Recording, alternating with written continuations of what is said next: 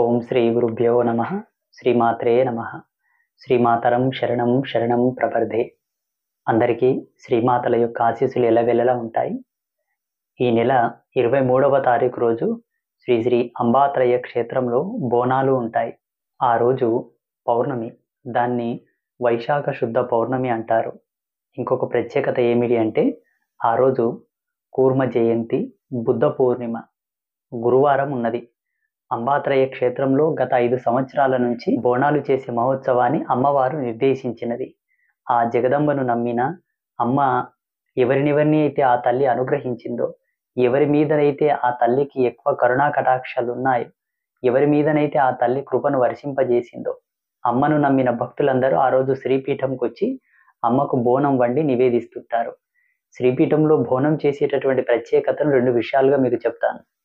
బయట చేసేటటువంటి బోనాలన్నీ కూడా చాలా విభిన్నకరంగా విరోధభావంతో చేస్తూ ఉన్నారు.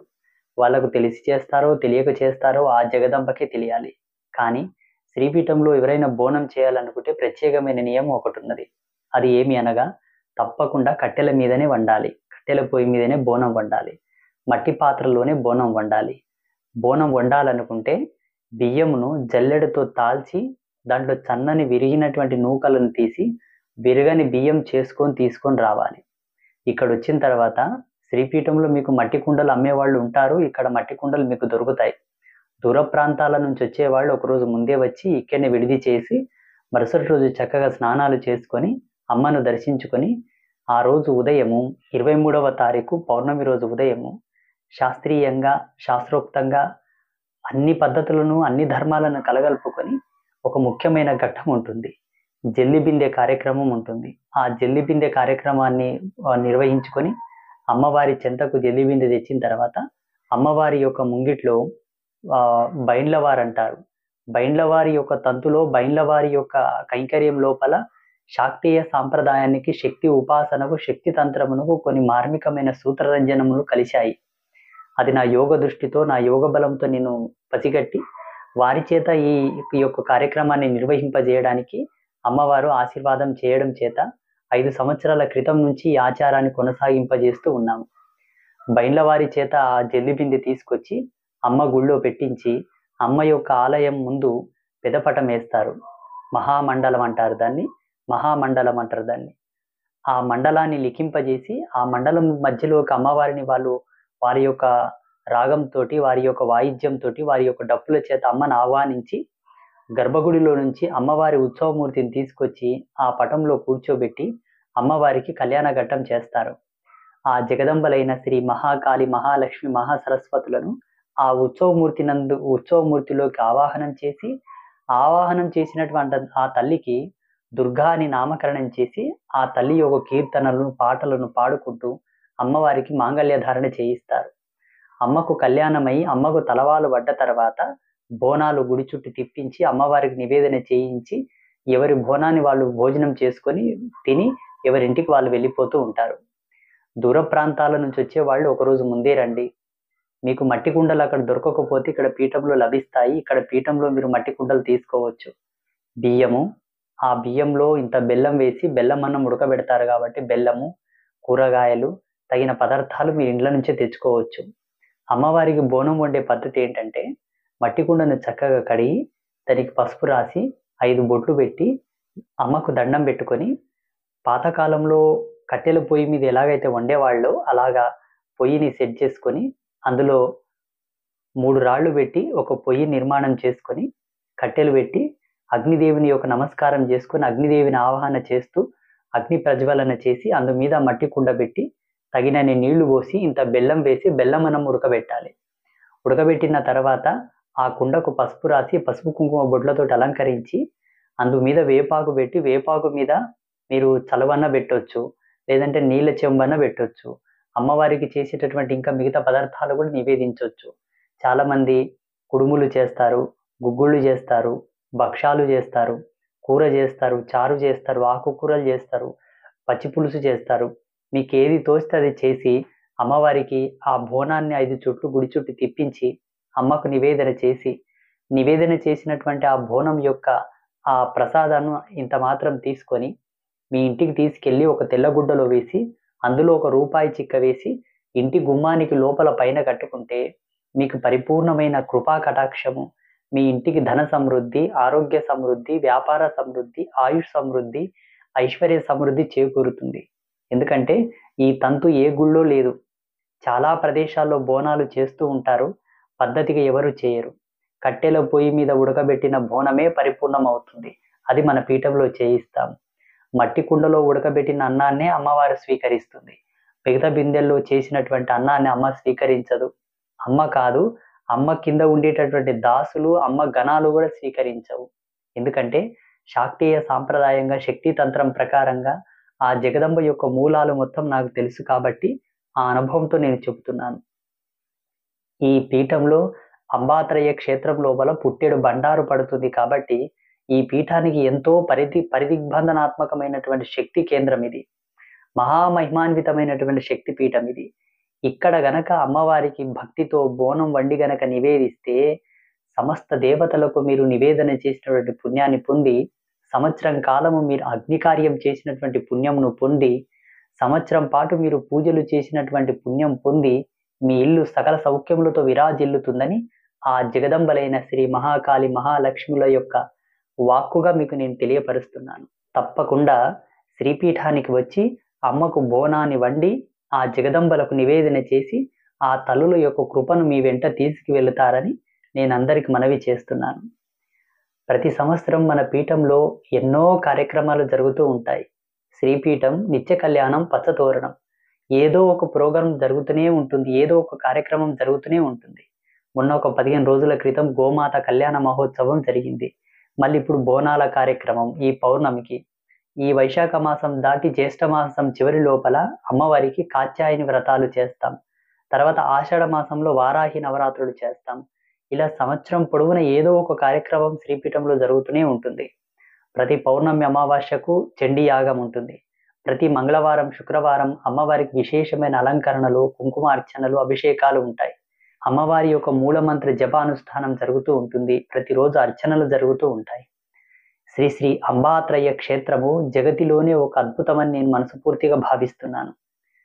ఈ నెల 23వ తారీఖు రోజు ఎవరైనాను అమ్మను మనస్ఫూర్తిగా నమ్మిన భక్తులు ఎవరైనాను సరే ఆ జగదంబల యొక్క కృపను సంపాదించాలనుకున్న వాళ్ళు చాలా మంది శ్రీపీఠానికి వచ్చి అడుగుతుంటారు, స్వామీజీ మేము ఎంత సంపాదించినా మాకు డబ్బు నిలవటం లేదు, ఆర్థిక స్థిరత్వం లేదు, ధనము నిలవటం లేదు, ఎంత తెచ్చినా చంచలంగానే ధనం అయిపోతూ ఉంటుంది, ఎంత కష్టపడ్డా మేము ఏది సంపాదించలేకపోతున్నాము, కొనలేకపోతున్నాము, సొంత ఇల్లు కొనలేకపోతున్నాము, భూమి కొనలేకపోతున్నాం, వాహనం కొనలేకపోతున్నాం అంటుంటారు.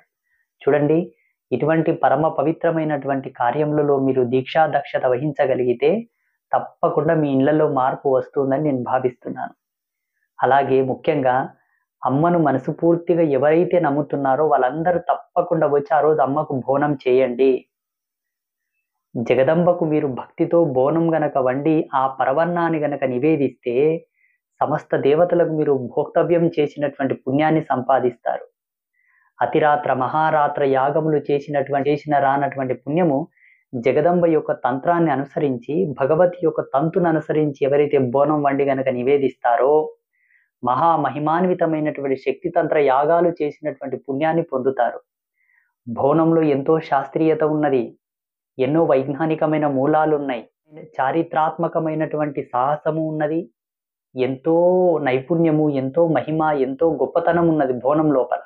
కానీ తెలంగాణ సంస్కృతిలో బోనం అంటే ఒక ఆర్టిఫిషియల్ మేకింగ్ కింద దాన్ని డిజైన్ చేశారు. బోనం అంటే వాల్యూ లేకుండా చేశారు. బోనం అంటే అది ఒక పెద్ద ఆడంబరంతో కూడుకున్నటువంటి ఒక యాత్రగా, ఒక శోభగా, ఒక డెకరేషన్ సిస్టమ్గా దాన్ని ఫామ్ చేశారే తప్పిస్తే వాస్తవానికి బోనం చేసే పద్ధతి ప్రస్తుత సమాజంలో చాలా మందికి తెలియదు. బోనం చేయాలంటే ముఖ్యంగా 3 నియమాలు ప్రధానం. తప్పకుండా కట్టెల పొయ్యి మీద వండాలి. ఒకవేళ మేము అపార్ట్మెంట్లో ఉంటాం కదా స్వామీజీ, ఇక్కడ కట్టెల పొయ్యిలు పెట్టడానికి ఇబ్బంది కదా అనుకుంటే ఓకే, స్టవ్ వెలిగించి మీరు సిలిండర్ ఉండి గ్యాస్ పొయ్యి ఉన్న వాళ్ళు గ్యాస్ పొయ్యి మీద కూడా వండవచ్చు. కానీ ఏ పాత్ర అయితే మనం పూజించి బొట్టు పెట్టి నామం వేసి వండుతామో అదే పాత్రకు మరలా అలంకరణ చేసి వేపాకు రెమ్మలు పెట్టి దాని మీద ఇంకొక పాత్ర పెట్టి అందులోపల వేరే పదార్థాలు పెట్టి దాని మీద వేపాకు రెమ్మలు పెట్టి ఇంకొక పాత్ర పెట్టి అందులో నీళ్లు, చలిమిడి, ఇంకేదో పెరుగన్నమో, ఇంకేదో పెట్టి తీసుకొని వెళ్ళవచ్చు. కానీ ఏం చేస్తారు బయట సమాజంలో?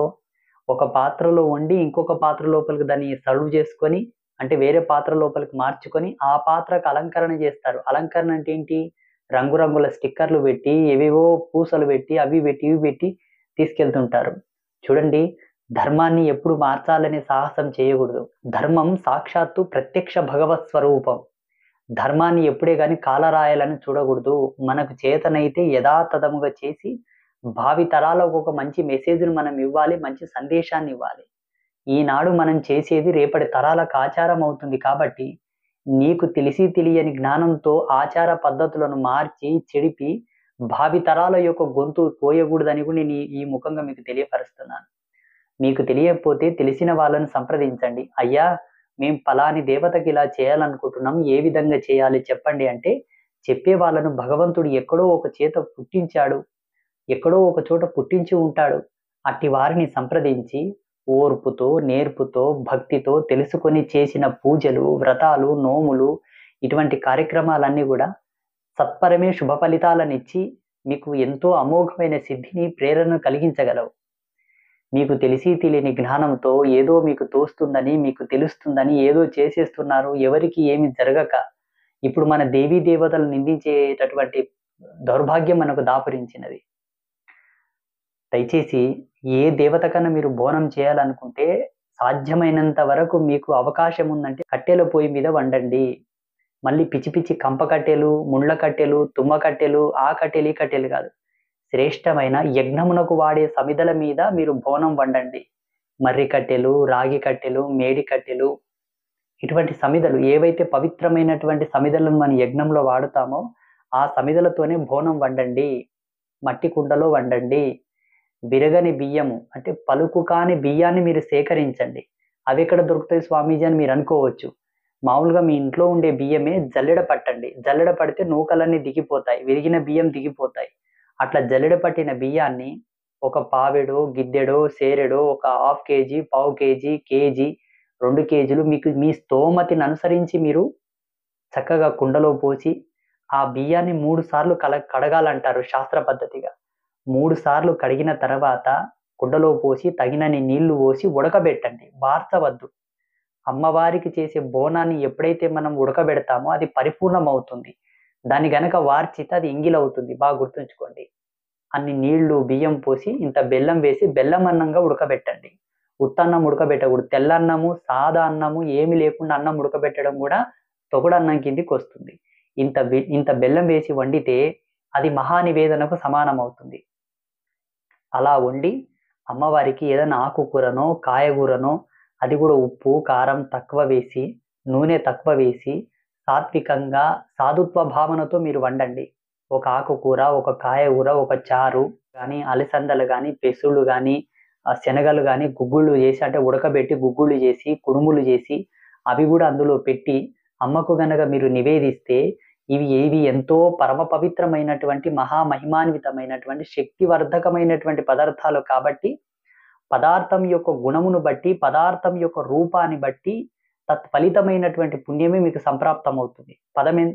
పదార్థం ఎంత గుణవర్ధకమైనదో, పదార్థం ఎంత ధర్మవర్ధకమైందో, ఆ పదార్థం ఎంత శక్తివర్ధకమైందో మీకు వచ్చేటటువంటి వరసిద్ధి, పుణ్యఫలము కూడా అంత శక్తివర్ధకంగా మీకు వస్తుంది.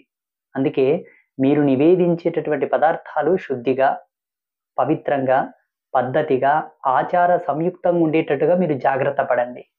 ఈ నెల 23వ తారీఖు రోజు అంబాత్రయ క్షేత్రంలో బోనాలు ఉంటాయి కాబట్టి ఆ రోజు పౌర్ణమి. దూర ప్రాంతాల నుంచి వచ్చేవాళ్ళు ఒకరోజు ముందే రండి. మాకిక్కడ మట్టి కుండలు దొరకవు కదా స్వామి, వచ్చేటప్పుడు బస్సుల్లో గానీ, ట్రైన్లలో గానీ అవి పగిలిపోవచ్చు కదా అని మీరు అనుకోవచ్చు. శ్రీపీఠంలో కొంతమంది తెచ్చి కుండలు అమ్ముతారు. మీరు ఇక్కడ కుండలు తీసుకోవచ్చు. మీకు ఇక్కడ కట్టెలు కూడా దొరుకుతాయి. కట్టెలు కూడా కొనుక్కోవచ్చు. తీసుకొని చక్కగా ఇక్కడ అమ్మకు మీరు బోనం చేసి నివేదించుకొని ఆ పుణ్యఫలాన్ని మీ ఇంటికి తీసుకొని వెళ్ళండి. ఇంకొక ముఖ్యమైన విషయం ఏంటంటే, ఎవరైతే నవరాత్రి బ్రహ్మోత్సవాలలో అమ్మను అనుసరించి అమ్మ యొక్క పుణ్యాన్ని కాంక్షిస్తూ 9 రోజులు జగదంబ చెంతన ఎవరైతే దీక్షను వహించి నవారణ దీక్ష చేశారో, నవాహ దీక్ష చేశారో ప్రతి ఒక్కరు కూడా ఆ రోజు బోనం చేసి అమ్మకు నివేదన చేయాలి. అమ్మ దీక్షను వహించిన ప్రతి ఒక్కరు కూడా అమ్మ పాదాల చెంత బోనాన్ని వండి అమ్మకు నివేదన చేయాలి. ఇది మీ బాధ్యత, మీ ధర్మం. అమ్మ పాదాల చెంత మంత్రదీక్ష పొందిన వాళ్ళు కూడా వచ్చి అమ్మకు బోనాన్ని నివేదించండి. ఏడాదికొక్కసారి శ్రీపీఠంలో ఎవరైతే బోనం వండి నివేదిస్తారో వాళ్ళందరూ కూడా సుఖ సంతోషాలతో, అష్టైశ్వర్యాలతో తులతూగుతూ ఉన్నారు. శ్రీపీఠంలో ఇది మాకు ఒక పెద్ద నమ్మకం. బయట చేసేటటువంటి పిచ్చి పిచ్చి తింగర వేషాలతో ఇక్కడ బోనాలు చేయరండి. పద్ధతిగా నైపుణ్యాన్ని అనుసరించి బోనాలు చేస్తారు కాబట్టి ఇక్కడ వండేటటువంటి బోనానికి, ఇక్కడ చేసేటటువంటి బోనానికి ఆ పవిత్రత ఉన్నది.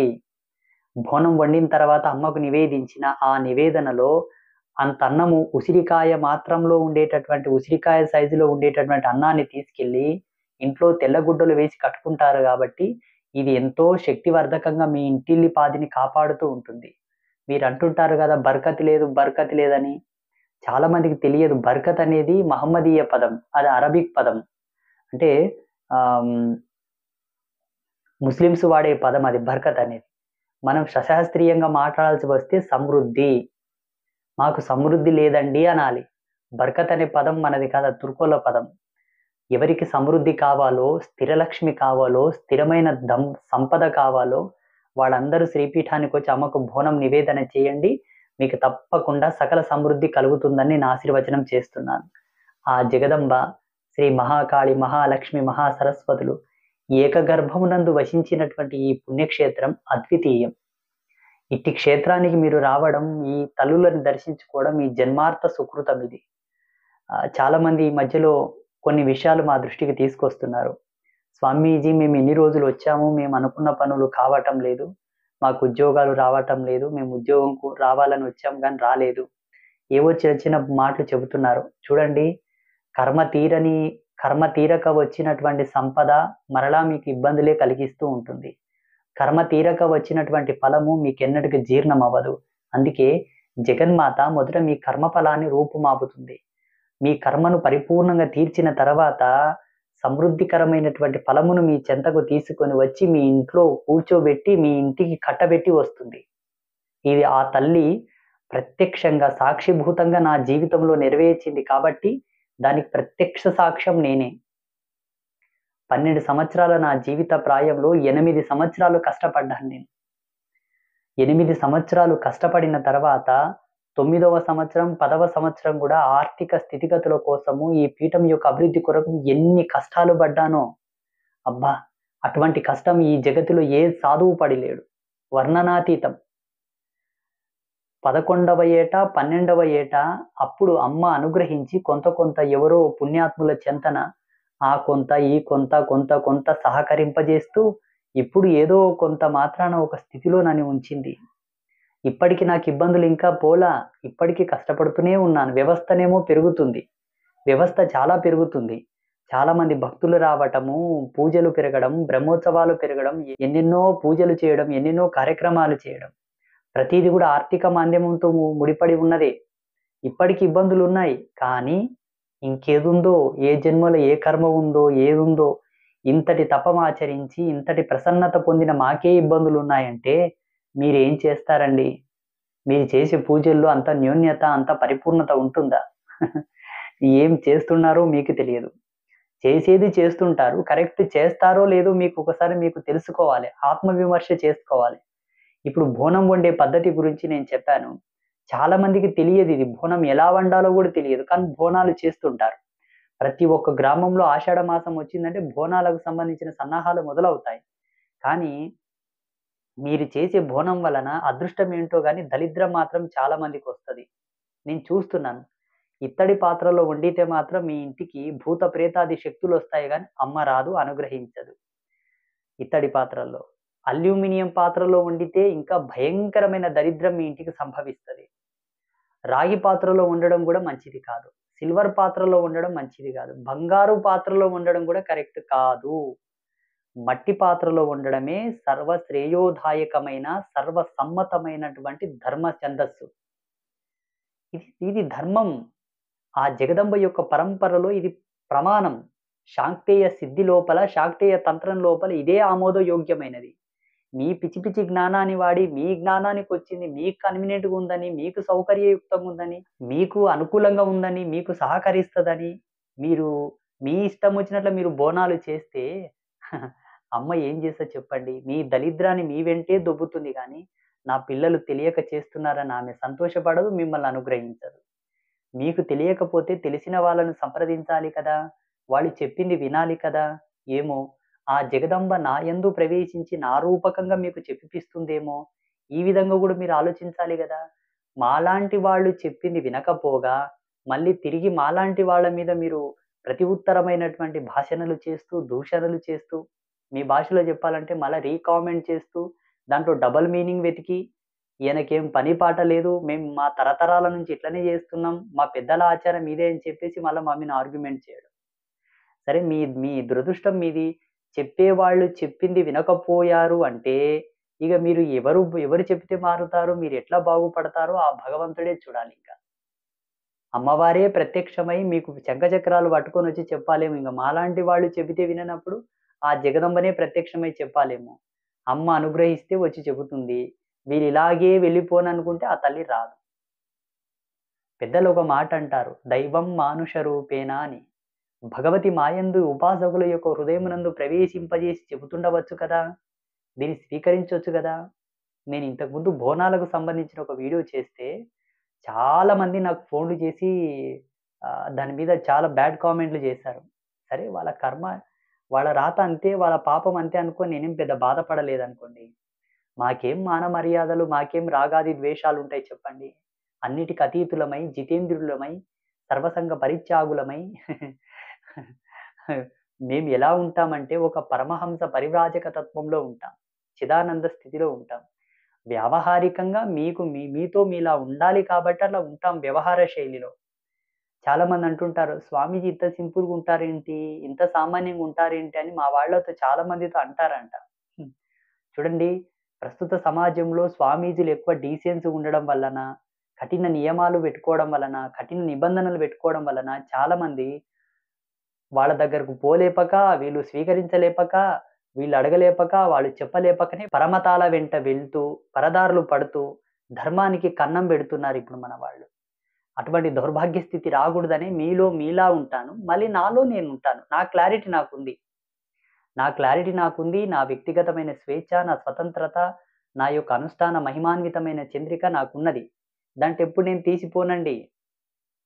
ఒక సామెత ఉంటుంది. బురదలో కమలమున్నా విచ్చుకొని పైకొచ్చేటప్పుడు నీటి బిందువును గూడా అంటనట్టు ఎలా ఉంటుందో, మేము అదే ధర్మాన్ని అనుసరిస్తూ మీలో మీలా ఉంటూ కూడా మా ఛందస్సులో మేముంటాము. మా యొక్క అద్వితీయమైన ధ్యానామృతంలో మేముంటాము. దాంటెప్పుడు మేము తగ్గం. మేమిలా ఉన్నామని, మీతో కలిసి ఉంటున్నామని, మమ్మల్ని మాలా చూస్తే అది మీ యొక్క విఘ్నత. దానికి నేనేం చేయలేను. ఈ నెల 23వ తారీఖు రోజు అంబాత్రయ క్షేత్రంలో బోనాలు ఉంటాయి. ప్రతి ఒక్కరు వచ్చి బోనం వండి అమ్మకు నివేదన చేయండి. బోనం చేసే పద్ధతి చాలా సరళంగా ఉంది. మట్టి కుండలు చేయండి. మీకు మట్టి కుండలు అక్కడ దొరకకపోతే ఇక్కడ దొరుకుతాయి. కట్టెల పొయ్యి మీద చేయండి. మీకు కట్టెలు గూడా ఇక్కడ ప్రొవైడ్ చేస్తారు. మీరు తీసుకోవచ్చు. అలాగే అమ్మకు వండేటటువంటి బోనాన్ని పరమ పవిత్రంగా మనసుతో వండాలి కాబట్టి కొన్ని నియమాలు పాటించండి. బోనం వండేటప్పుడు ఎక్కడ పడితే అక్కడ మర్మస్థానాల్లో, ముక్కులో, నోట్లో, చెవిలో చేతులు పెట్టకూడదు. శరీరం మీద ఏదైనా దురద పుట్టినా అలా తుడుచుకోవాలే తప్పిస్తే గోర్లతో గోకొద్దు. ఎక్కడ పడితే అక్కడ చేతులు పెట్టి మళ్ళా అదే చేతులతో బోనాన్ని ముట్టొద్దు. బోనం వండేటప్పుడు కట్టెల పొయ్యి వెలిగించిన తర్వాత ఆ మంటను నోటితో ఊదవద్దు. ఏదైనా రికాబ్ లాంటిదుంటే, విసనకర్ర లాంటిదుంటే విసిరి మంటను రాజించాలి తప్పిస్తే నోటితో ఎంగిలి నోటితో ఊదొద్దు. మంటను ఊదొద్దు. అలాగే మహిళలు వండుతారు కాబట్టి చింగులు విదిలించకూడదు. ఆడవాళ్ళు సింగులు పోస్తారు గదా! ఆ కుచ్చులు విదిలించకూడదు. ఎదమీని కొంగు తీసి గూడా దులపకూడదట. కొంగు కొంగు ఇదిరియరాదు, సింగులు ఇదిరియరాదు అంటుంటారు మోటుగా. అలాగే సిగ వెంట్రుకలు విరుచుకొని, వెంట్రుకలు విరబోసుకొని బోనం వండకూడదు. చక్కగా సిగముడి వేసుకొని, ఎప్పుడు పడితే అప్పుడు ఇట్లా తల గోకుతూ గూడా మళ్ళా అదే చేతితో బోనాన్ని తాకకూడదు. ఇవి కొన్ని చిన్న చిన్న మౌలికమైనటువంటి సూత్రాలు. వీటిని పాటించండి. ఒకవేళ మీరు మలమూత్రాదులు విసర్జించినా, మూత్రం చేసినా కాళ్ళు, చేతులు కడుక్కొని 3 సార్లు నీళ్లు ప్రోక్షణ చేసుకొని మళ్ళొచ్చి మీరు బోనం వండవచ్చు. లేకపోతే ఆ సమయానికి మీకు మల విసర్జన జరిగిందనుకోండి, చక్కగా స్నానం చేసుకొని, మళ్ళీ తిలక ధారణ చేసుకొని, అమ్మకు దండం పెట్టుకొనొచ్చి మళ్ళీ మీరు ఆ ప్రాసెస్‌లో ఉండొచ్చు. చేతనైన వాళ్ళు కుడుములు, గుగ్గుళ్ళు చేస్తారు. బెల్లం అన్నం ఉడకబెడతారు. అంత ఆకుకూర, కాయగూర చేస్తారు. ఒక చారు చేస్తారు. ఏది చేతగాలేని వాళ్ళు బోనం ఇంత బెల్లం అన్నం వండి, ఇంత ఏదో కాయగూరను, ఆకుకూరలను చేసి నివేదన చేస్తారు. అమ్మవారికి సర్వ సమృద్ధులను, పరిపూర్ణతను ప్రసాదించేది పూర్ణం భక్షాలు కాబట్టి, పూర్ణం పెట్టి భక్షాలు వండి, ఆ ఒక 5 భక్షాలు గూడా అమ్మకు నివేదన చేయడం సాంప్రదాయం. ఆ భక్షాలు గూడా చేసి చాలామంది నివేదిస్తుంటారు. మీ యొక్క శక్తి సామర్థ్యాలను అనుసరించి మీరు పంచభక్ష పరమాన్నాలు చేసి నివేదించినా దాని పుణ్యఫలం మీకొస్తుంది. అంత పెరుగన్నం వండి బెల్లమన్నం ఉడకబెట్టి మీరు అమ్మకు నివేదించినా మీకు పుణ్యం వస్తుంది. దేని విలువ దానితో ఉంటుంది. మీరు తగిన పదార్థాలు బియ్యము గాని, బెల్లము గాని, కూరగాయలు గాని, ఆకుకూరలు గాని అన్నీ గూడా మీరు అక్కడి నుంచి తెచ్చుకోవచ్చు. లేదంటే ఇక్కడ శ్రీపీఠంలో గూడా మీకు బిజవార గ్రామంలో గూడా మార్కెట్ అవుతుంది. ఇక్కడ గూడా మీకు దొరుకుతాయి. సమీపంలో ధనవాడ, నారాయణపేట లేకపోతే ఇంకా మిగతా చిన్న చిన్న టౌన్‌లున్నాయి. అక్కడ గూడా మీరు వెళ్లి తెచ్చుకోవచ్చు. ఒక 10 కిలోమీటర్లు, 15 కిలోమీటర్ల విడిదితో ఉంటాయి. అక్కడ గూడా వెళ్లి మీరు తెచ్చుకోవచ్చు. ఉదాహరణకి మొన్న గోమాత కళ్యాణానికి చాలా సుదూర ప్రాంతాల నుంచొచ్చారు పాపం. అక్కడి నుంచొచ్చేవాళ్ళు ఏం తెచ్చుకొని ఇక్కడికొచ్చేసరికి చెడిపోతాయి కాబట్టి, ఒక రోజు ముందే ఇక్కడికి రండి. 22వ తారీఖు రోజు సాయంకాలం వరకు చేరుకోండి. 23వ తారీఖు ఉదయం నుంచే కార్యక్రమాలు స్టార్ట్ అవుతాయి కాబట్టి, మీరు గూడా అన్ని కార్యక్రమాలు కళ్ళారా చూసినట్టుంటుంది. అమ్మకు నివేదన చేసినట్టుంటుంది. ఆ రోజు సాయంత్రం వెళ్తామన్నా వెళ్ళవచ్చు. మరుసటి రోజు వెళ్తామన్నా వెళ్ళవచ్చు. తప్పకుండా ఈ జగదంబలకు మీరు ఆ బోనాన్ని ఉడకబెట్టి నివేదన చేసి, అమోఘమైన సిద్ధిని, మహామహిమను మీ ఇంటికి, మీ కుటుంబానికి ధారబోసి, ఆ పుణ్యభాజనాన్ని మీరు ప్రసాదింపజేసుకుంటారని నేను కోరుకుంటున్నాను. చూడండి, ఎంతో కష్టపడి పిల్లల్ని కని పెంచుతుంటారు. ఎంతో కష్టపడి పిల్లలకు ఆస్తులు సంపాదిస్తూ ఉంటారు. కానీ పుణ్యం లేని సంపద నిలబడదండి. దాన ధర్మాలు చేయని ధనము ఎన్నటికి నిలబడదు. దానము చేయాలె, ధర్మం చేయాలె. దాన ధర్మ సమన్వితమైన ధనమే స్థిరమై నిలబడుతుంది. పుణ్యం లేని సంతానము, పుణ్యం లేని వంశము, పుణ్యం లేని సంసారం ఎన్నడూ కూడా సుఖ సంతోషాలను చవిచూడదు. అట్టి పుణ్యం మీరు సంపాదించాలంటే పుణ్యక్షేత్రాల్లోనే సంపాదించాలి.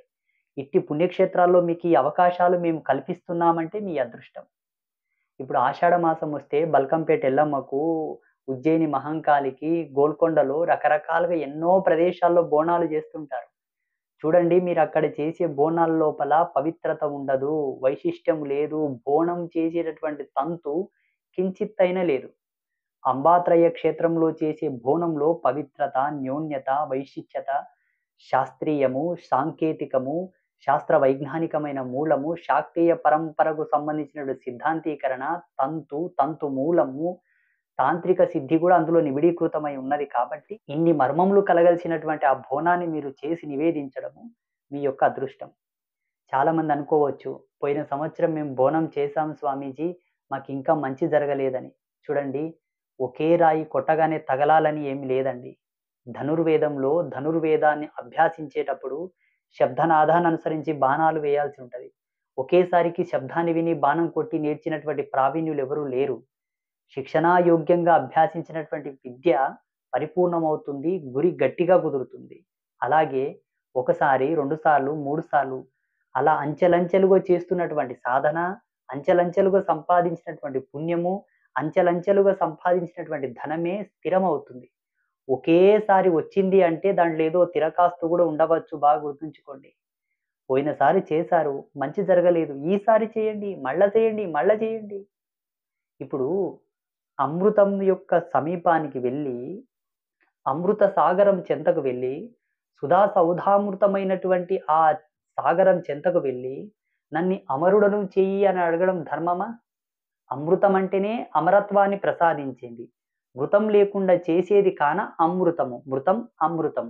అట్టి అమృత సాగరం చెంతకు వెళ్ళి, అట్టి సుధా సౌధము చెంతకు వెళ్ళి, నన్ను మృతుడను కాకుండా అమృతుడిని చేయమని చెప్పి కోరడం ధర్మమా?